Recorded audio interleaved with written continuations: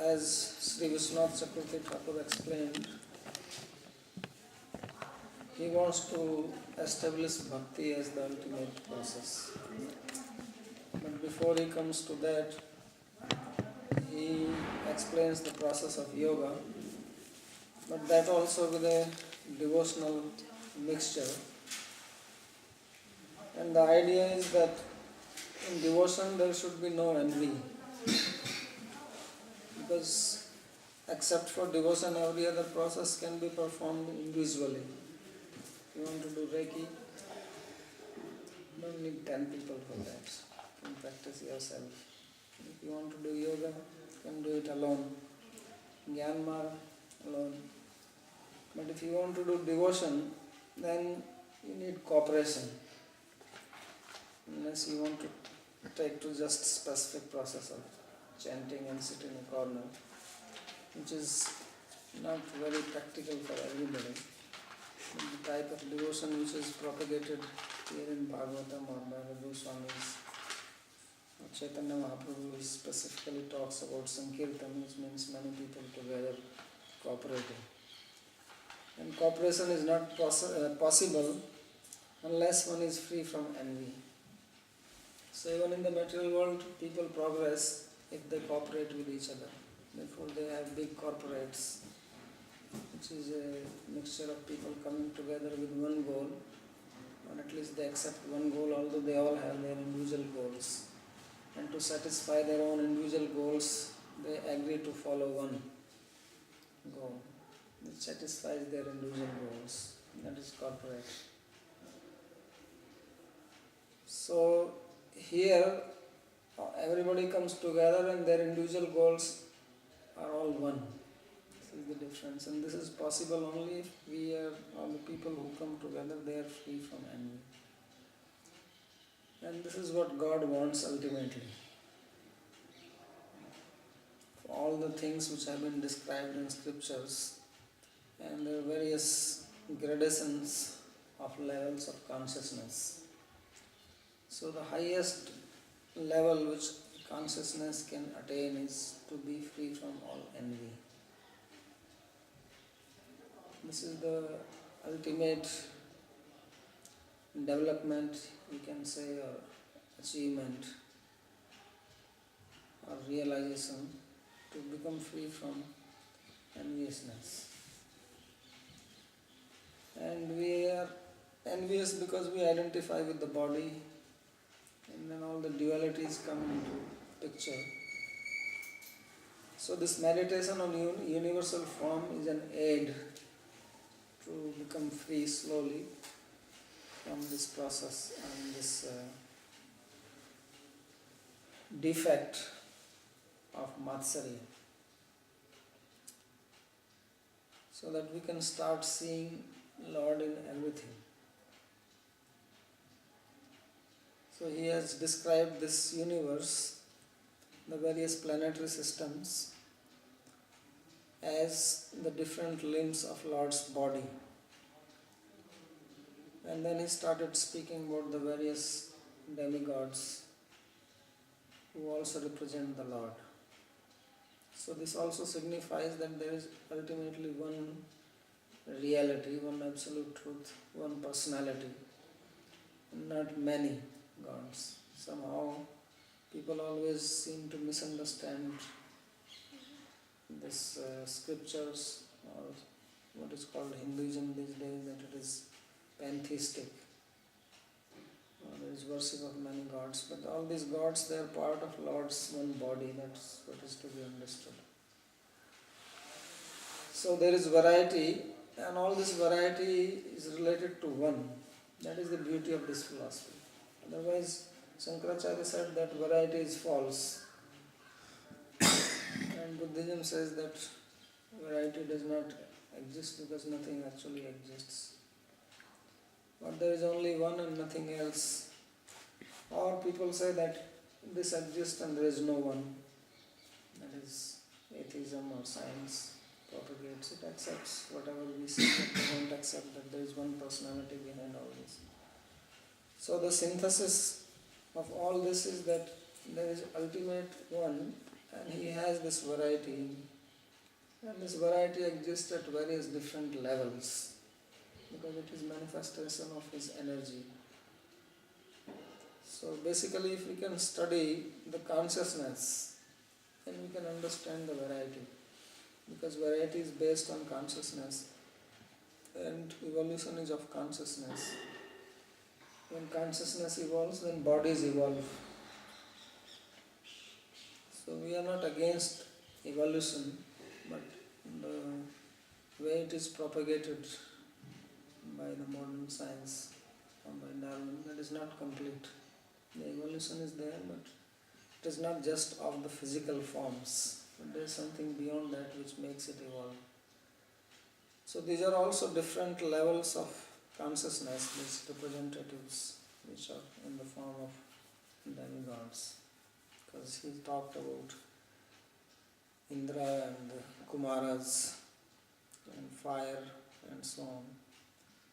So in this particular verse it says, Dyaurакshini chakshura bhuta patanga pakshmani vishnurani upecha tadbhur vijrimbha parameshtidishanyam apasya talurasa eva jivha chandansyanantasya shiro grananti danshtrayama kaladvijani aso janonmad karicha maya duranta sargo yadapanga mokshaha. Says that this sky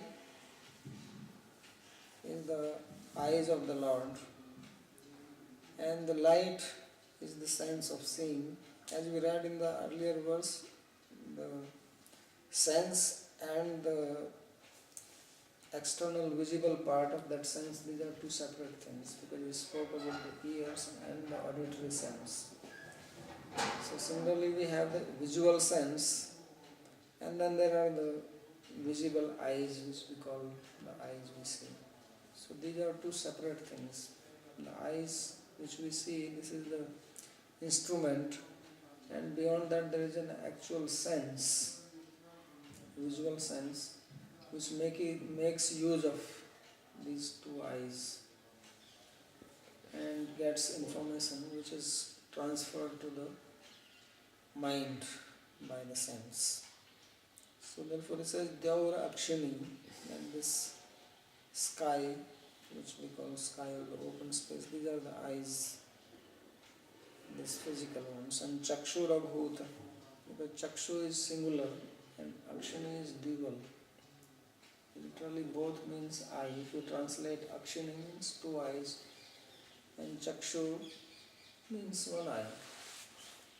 So in English there is only one word, but one is used for the sense, because sense of seeing is only one, but the eyes are two. The auditory sense is one, but ears are two. So therefore singular and dual has been used for that. Patangha Pakshmani Vishnor Ahani Ubhecha, and the eyebrows are the day and night of Lord Vishnu. Because when you open the eyebrow, there is day, when you close, that is night. So when the universal Lord closes his eyes, then there is night, and when he opens, that is day. Tad bhrur vijrimbha parameshtidishanyam, and the expansion of his eyebrows, that is the place of Lord Brahma. Apasya talu rasaiva jivva, and the water is the palate inside the mouth, and the taste is the tongue, means the sense of tasting, by which he tastes. Chandansi anantasya shiro grananti danshtrayamah sneha kala dvijani, and the Vedas, that is the Brahmarandra, there is supposed to be one particular spot in the head which is called Brahmarandra, or the Randhra means orifice and Brahma means the ultimate. So that is one opening. We have many openings in this body. It's quite amazing that there are so many openings in this body and yet the soul lives. The soul is living in the life airs. And why the life airs are hanging inside and they don't go out? Because when death occurs, the life air leaves along with the soul. Because the soul is following the life airs. So the eyes, ears, nose, mouth, so many openings, and yet the air stays inside it, keeping the soul. It's quite amazing. But there is one which is called the 10th one at the top of the head. And if soul leaves through that, then one becomes liberated. That is called Brahmarandra. And the Vedas represent that. The sound of the Vedas, because by that one attains liberation. And Danshra Yamaha, Yamaraj, the Lord of Death, are the teeth of universal form. Because everybody is the food for Yamaraj. He eats everything. In the Vedas also it is described that the Brahmana and Kshatriya, they are like the chutney for the death. You eat some things and you have sauce along with it. And Sneha Kala Dvijani. So these are two types of teeth which are described here. Danshra, the backside teeth, and this Dvijani is front. Dvija also is the name for teeth, and this describes the Sneha Kala, means the affectionate feelings or the loving feelings. But when you are happy, then you show your teeth. And the monkeys, they also show their teeth when they are angry. So it is described here as Sneha Kala Dvijani. And Hasho Janon Mad Karicha Maya. The smile of the Lord is very interesting. Say the smile is Maya, because it can delude people. And Lord smiles and everybody can be deluded by that. Like the incident of churning of the ocean. When churning of the ocean was done and finally nectar came out of it, then the asuras and demigods, they ran to snatch it away from the hands of Dhanvantari. Now next month the Kumbh Mela is coming in Allahabad. So this Mela, Kumbh Mela is related with this. Kumbha means pot. So this nectar pot, there was a fight for it. Both parties were fighting. At that time Lord appeared in the form of Mohini and he smiled. So when he smiled, then they all forgot the nectar. And they became so deluded that they just were captivated by the smile. So that smile has the power. Haso Janon Mad Karicha Maya. So there is pastimes of Lord Krishna. He will also smile as a child. He will do some mischievous thing, and if Mother Yashoda will become angry at him and come to chastise him, he will just smile. And when he smiles, then Yashoda will forget everything. Except once it did not work. So this is the Maya of the Lord. By smiling, he can delude anybody. And Duranta Sargo Yad Apanga Moksha. Apanga means side glances. So when he throws his side glances, then that is the Duranta Sarga, material existence. And that is very much alluring. People become bound to it. So of course it also means other way around, just as this is the smile of the Lord is Maya, it is also His affection and love. But now, because this is a description of the universal form of the Lord, then it is explained more in the material sense. Otherwise, the transcendental form of the Lord, when He smiles, then it is also His love and affection. And not just the dildo net in the material sense. Then Virudo Uttarost Adharev Lobho Dharmastano Adharmi Pathvasya Prishtam Kastasya Medhram Vishnu Chamitro Kukshi Samudra Giriyo Asti Sangha. Says that modesty is the upper lip of the Lord, and greed is the lower lip. In Samudrik Shastra, it is described that those people who have very thick lip, they are supposed to be very greedy. So here it is described that the lower lip of the Lord, it signifies lobha, greed.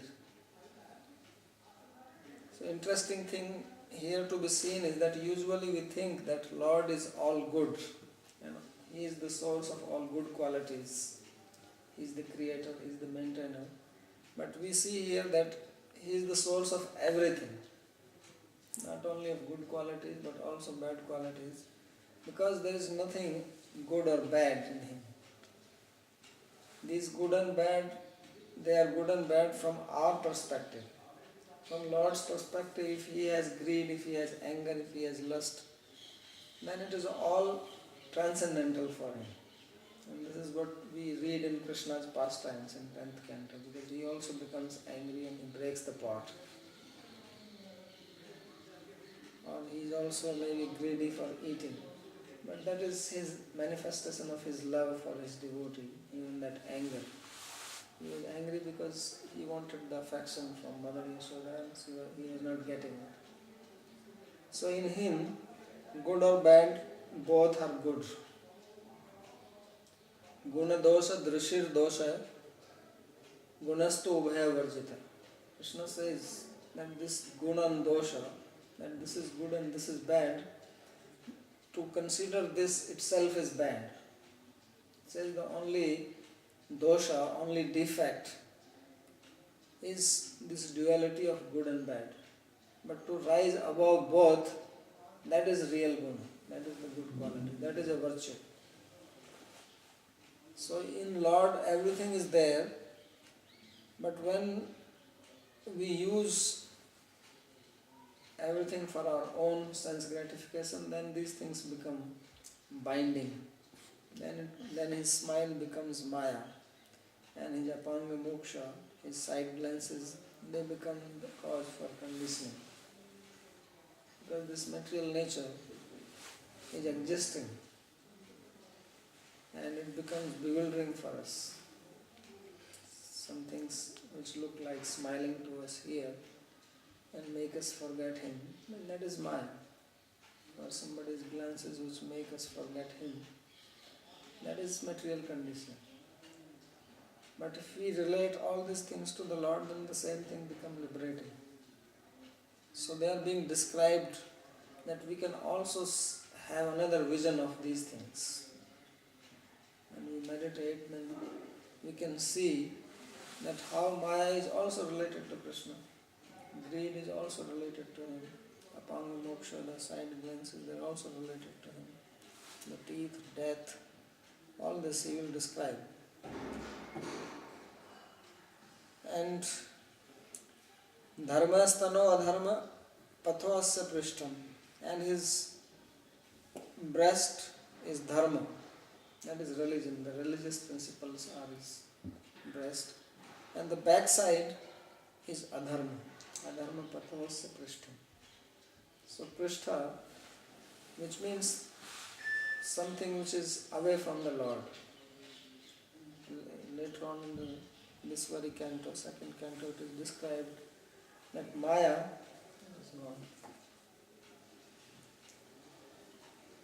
is the shadow of the Lord. Sometimes it is described as shadow, or sometimes it is also described as that she stands on the back side of the Lord, never comes on the front. So it's basically it signifies that two things. One is that standing on the back side or being like a shadow is that it does not influence him. Shadow also signifies something which depends on you. Shadow cannot be independent of you. Wherever you walk, then shadow is just following you. So like that, Maya is not independent. Some people may worship Maya or forms of Maya, Durga or Kali. So that is should be understood that she is not independent, because she is like a shadow. And second thing is that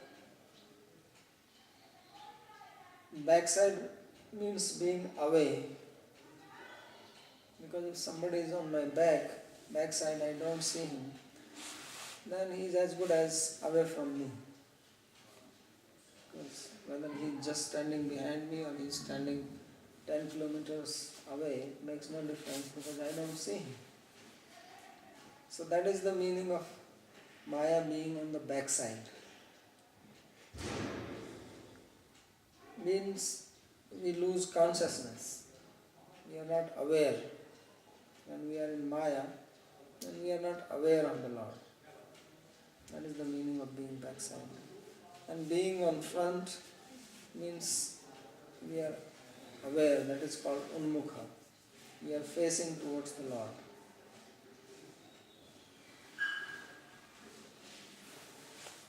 Kastasya medhram Vishnau cha mitrau kukshi samudra griyo asti sangha. And ka means ka has many meanings. I don't know what is the meaning here. Let me see. Prajapati. Because ka also means hand and ka also means happiness and warmth. So Prajapati, the progenitor, is the male organ of the Lord. And Mitra, they are two demigods, they are the testicles. Kukshihi Samudra, and the belly is the ocean. And Griyo Asti Sangha, the mountains, they are the bones of the Lord. So if you are breaking mountains unnecessarily, then you are breaking the bones of the Lord. So there is a lot of mining going on here in Braj area of the mountains, and some people are opposing it because in Braj everything is considered as sacred, and especially Govardhan, all these hills, they are forms of the Lord, or form of Brahma, or form of Shiva. So breaking them is like breaking the body of the Lord. So this is for all the mountains, because all mountains form the body of the Lord. So unnecessarily breaking them, this will also cause imbalance in the nature, and some reaction will come from that. So the commentary on these verses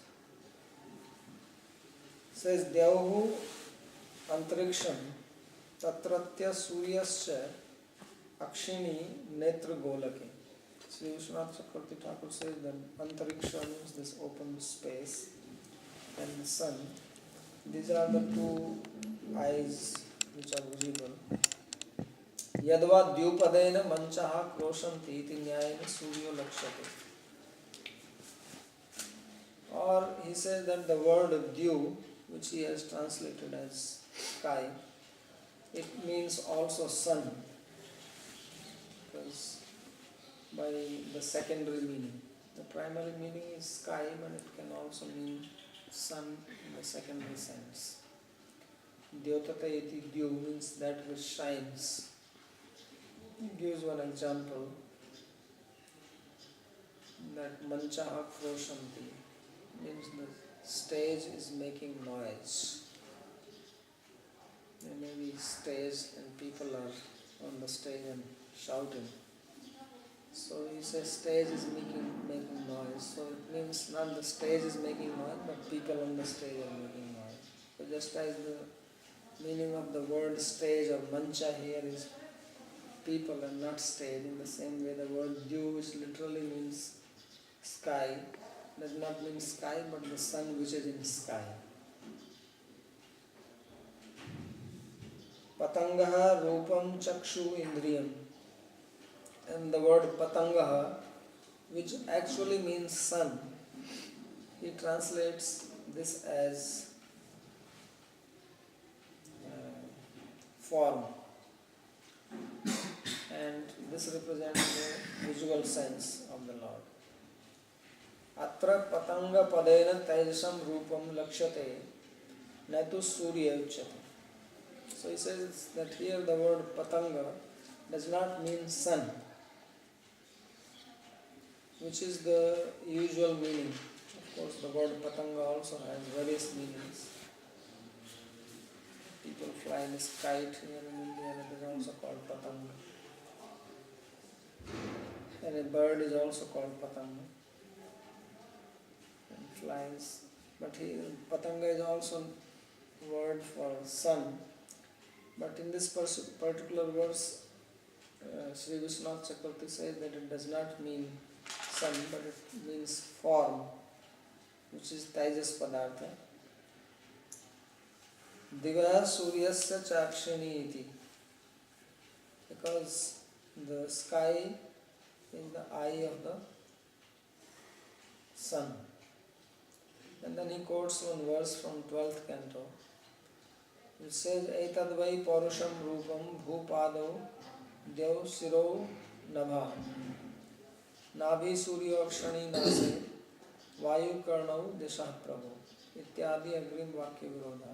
If you translate the word Patanga as sun, then it will contradict a verse from the 12th canto.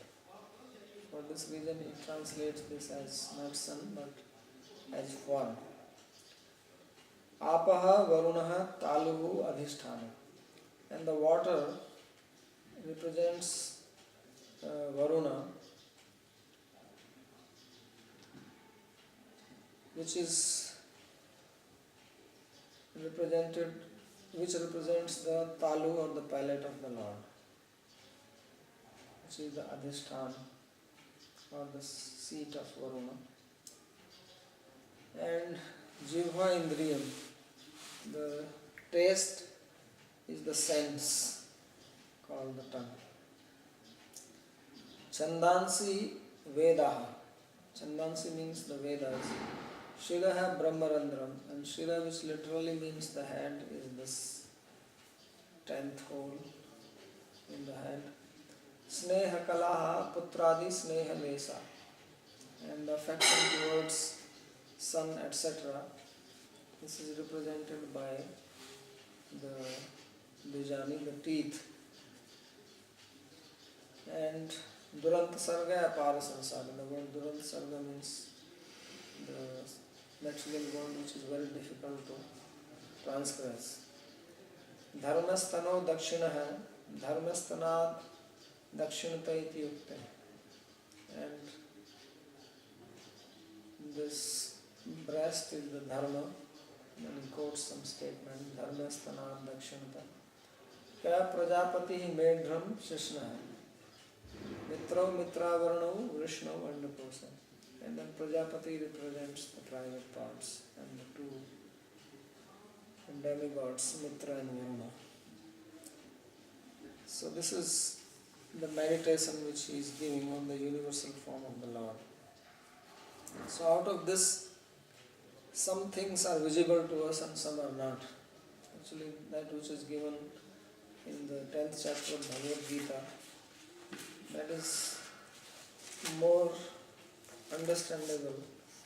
Here most of these things we have to imagine, like these various demigods and the various planetary systems. We don't see them. It's only from the scriptures we know And there is Patal and Talatal and Mahatal and Atal, Vital, Sutal, Talatal and so on. But really we don't see them. But we can meditate. All we see is this earth and then some stars and planets in the sky. And the same with these demigods, Indra and Varuna and Aswani Kumaras, Mitra, Varuna, Prajapati and so on.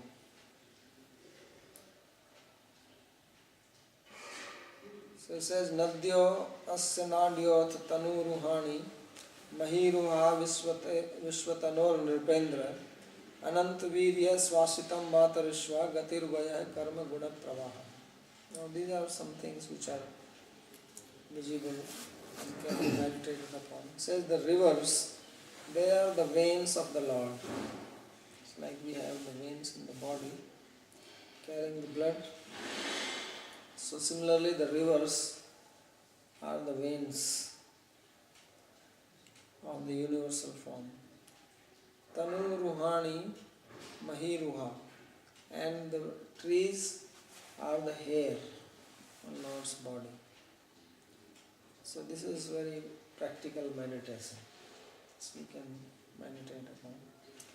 Vishwatar Nripendra, so he is calling him Nripendra, the emperor, which also means that we should not pollute the rivers and cut the tree unnecessarily. So this type of meditation was prescribed earlier, and therefore atmosphere was not polluted. There were no ecological pollutions. And when we forget all this, then so much pollution has come now, especially in India. Today there was a nice photograph of Kumbh Mela, because the sadhus are already arriving there and they are taking bath in Ganga. And the heading was that a dip in Ganga or in a patch of filth. So I don't know, they have spent some 300 crore rupees for cleaning the Ganga, but nothing has happened. So there is so much pollution, so much of sewage water is flowing into it, and it is amazing that people still have faith and go and take bath in it. So how much faith they must have had before. Now so many people are reading. Everybody also knows that the water is not clean like before, but still they go and take bath, and nobody is training them in this. It's not that there are regular classes in the school to train people to have faith. And Ganga is very pious to take bath in Kumbh Mela. So it's quite amazing that still millions of people will go there and take bath. Anantvirya swasitam matarishva, and the air is the breath of the Lord who has unlimited power. Gatir vaya, and the movements are his age. Karma guna pravaha, and the fluctuations of the mood, this represents his action. Then it says, Ishasya keshan vidur ambuvahan vasastu sandhyam kuru varya bhumna avyaktamahur hridayam manascha sachandrama sarva vikara kosha. The clouds are the hair of the Lord, and the evening time, the twilight time, that is the dress of the Lord. And avyaktamahur hridayam, the unmanifest pradhan, which is called avyakta, that is the heart of the Lord. And moon is the mind. Sarva vikara kosha. This is which undergoes, or which is the source of all transformations. And the changes, they occur because of the mind. And moon, which represents it, also undergoes changes from day to day.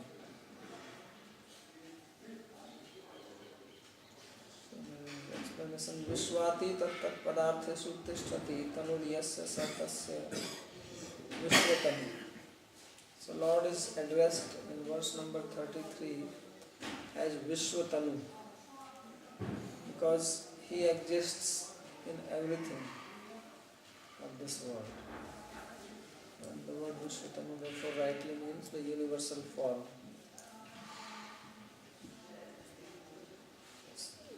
Va Viryam Reto Annam Prani Bhogyam, and he is called Ananta Virya because he is the person who supplies food for everybody.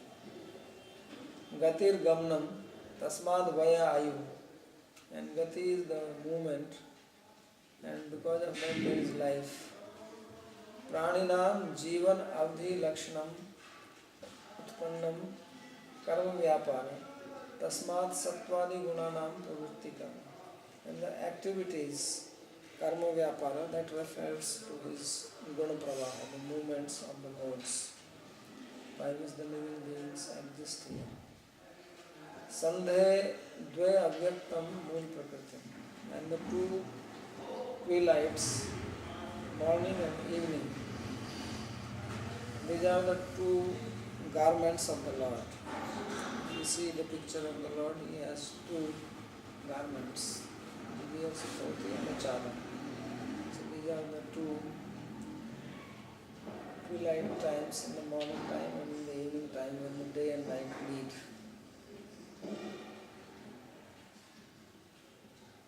Avyaktam is the mool prakriti, the original material nature. Manobhimanatvat chandrasya kamadi nana vikar grihatva mukchara mano manso jata. And mind is represented by the moon, and moon is called here as Sarva Vikara Kosha, which is a very interesting word for it. That all the transformations, the vikaras, they happen in the mind. See, all different types, whether it is anger or greed or lust or happiness or distress or depression, all this happen in the mind. And that is represented by the moon. So these are the meditations. There are a few more verses we can read them tomorrow, which signify the universal form of the Lord. Stop here.